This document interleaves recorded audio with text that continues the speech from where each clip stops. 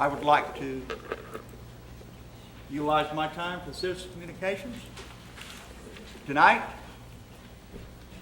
this board has done an injustice to a long-time, loyal employee.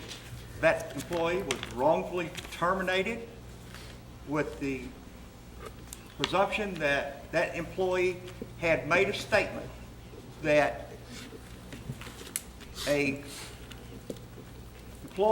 another employee here at the city had stolen a stamp, and that employee used it inappropriately. That employee did not do that.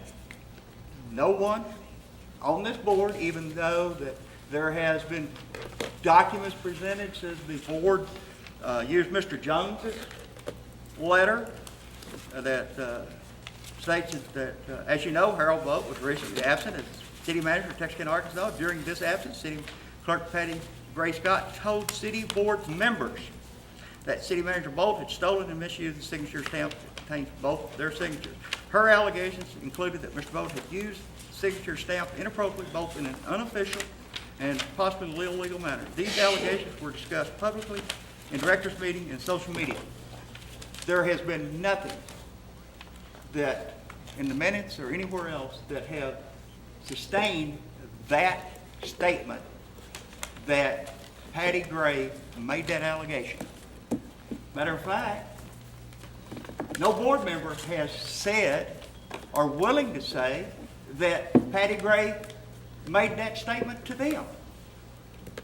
So if we're using that as the justification for firing Patty Gray, then we have imposed an injustice to a long-term, loyal employee of this city. And there have been comments that, you know, we need to, if we do something wrong, that we need to correct it. If we fire somebody wrong, we need to correct it. Yet this board tonight has done an injustice to Patty Gray and the fellow employees that she works with, and every city employee here to the city of Texarkana, Arkansas. And I know that looking at the, the report, as I told Director Jones when I first got this copy of this report, I looked at the letter that was written by Harold Vogt on October the 15th. I looked at the letter that was written by, or signed by Mike Jones on November the 13th, and the letter that was signed by Mike Jones on November 27th, 2014.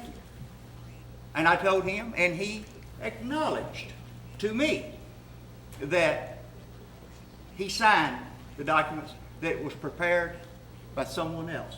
He also acknowledged that Harold Vogt had asked him to sign the letter that referred it to the police department.